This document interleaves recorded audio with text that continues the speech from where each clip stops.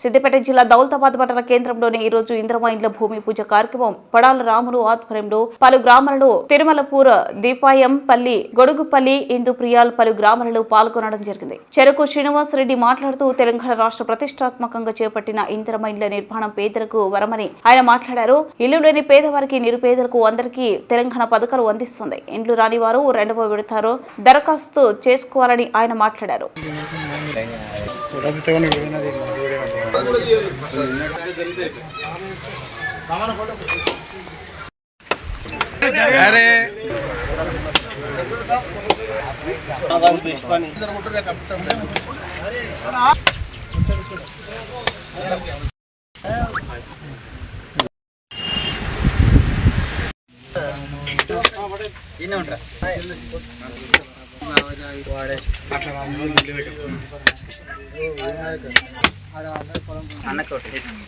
ఇందిరమ్మ రాజ్యం వస్తుందని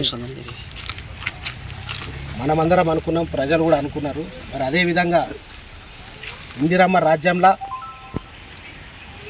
ఇల్లు లేని నిరుపేదలందరికీ కూడా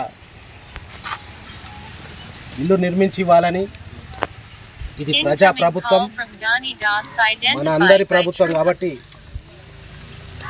1 సంవత్సరంన్నర లోపలనే దాదాపు దుబ్బాక నియోజకవర్గానికి 3500 ఇల్లు రావడం ఇది చరిత్ర.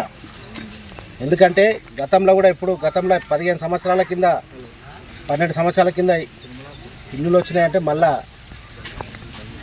కాంగ్రెస్ ప్రభుత్వం ప్రజాప్రభుత్వం వచ్చిన తర్వాతనే పేదలకు ఇల్లు కట్టుకోవడానికి మరి వాళ్ళు 600 స్క్వేర్ ఫీట్ వరకు వాళ్ళకి నచ్చిన విధంగా ఎవరికైతే గుడిసెలు ఉన్నాయో ఇల్లు లేవో వాళ్ళందరికీ కూడా కట్టించే బాధ్యత కాంగ్రెస్ పార్టీ తీసుకుంటుంది. మరి ఇది మొదటి సంవత్సరంలో 3500, మరి రాబో 3.5 సంవత్సరాలు ఇంకా ప్రభుత్వం ఉంటుంది.